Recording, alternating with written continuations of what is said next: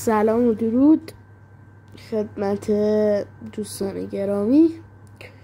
امیدوارم که حالتون خوب باشه. دوربین رو تنظیم کنم. خب تو این ویدیو قراره بریم فیزمانی رو بهتون یاد بدم و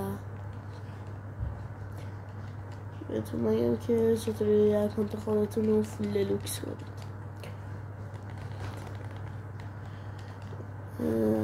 خیلی روش ساده ایه و میتونید خیلی سریع مثلا 13 میلیون دلار به چیپ بزنید.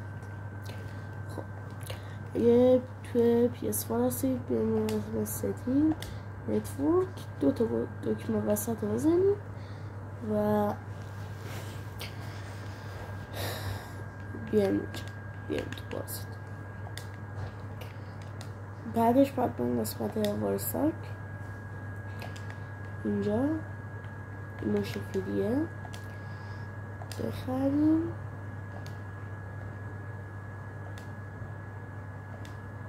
برم بخریم. حالا ما خواهیم اینجا میزنیم. اینجا دوباره میزنیم روی این یا دلوکس رو میخریم اینجا. بعد دوباره دکمه وسط رو میزنیم نتو قطع کنیم. برای همین گفتم بریم تو نتورک بمونید. خب من اینجا یه آلرت میاره نتو وصل کنیم. آلرت رو زد دوستان اگه سوالی داشتین چیزی داشتین تو کامنت ها از من بپرسید، حتما جوابتون رو میدم. و اگه ایده‌ای دارین برای ویدیو، ایده چیزی دارین حتما به من بگید تو کامنت. لایک و سابسکرایب و کامنت هم یادتون نره. خب وقتی میریم تو استوری مود باید بریم قسمت کریتور زد در میزنیم. من ویدیو کات بکنم که زیادم طولانی نشه.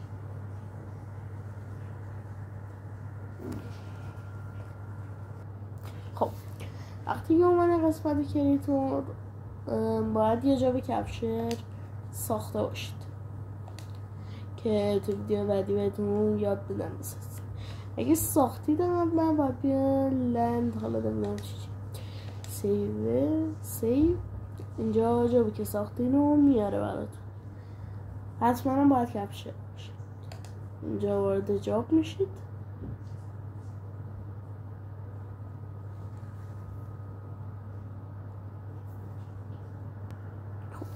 اینجا تست رو میزنید. حالا تیم 1 و 2 فرقی نداره.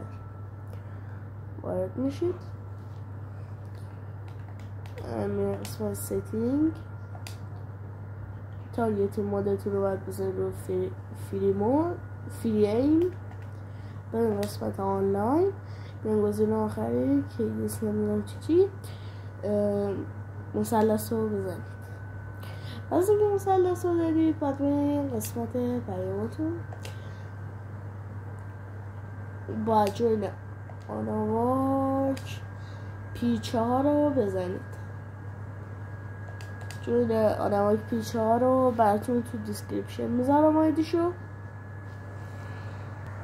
بعد از اینکه جوین آناواک P4 رو زدیم باید واسه آلرت براتون بیاد اون پایین، آلرت جوین سیشن. خب وقتی آلرت اومد یس بزنید. شما روا چند تا هم زد در این وسط بزنید. خب بعدش باید بیان جوین آناواک 7 رو بزنید.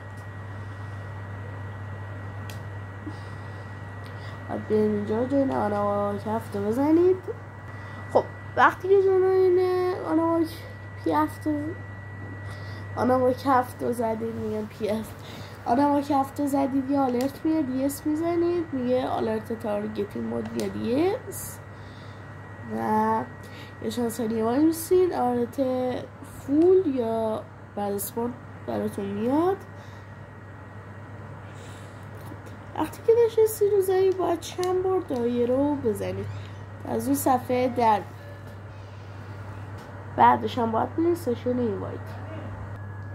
خب وقتی وارد آنلاین شدیم باید جای اون ماشینی که الان اومده، من این ماشین اومده بعد جای اونو با یه ماشین دیگه عوض کنید تا ماشین براتون سیو بشه. یه لباس هم عوض کنید. اون دایره نارنجی هم برام امیدوارم که خوشتون اومده باشه. لایک و ساب یادتون نره. کامنت هم بذارین، کامنت انرژی دار، انرژی بدین به من و همین دیگه. ویدیو فریزمانی رو تو 6 دقیقه براتون زدم دیگه. تا ویدیوی دیگر بدرود.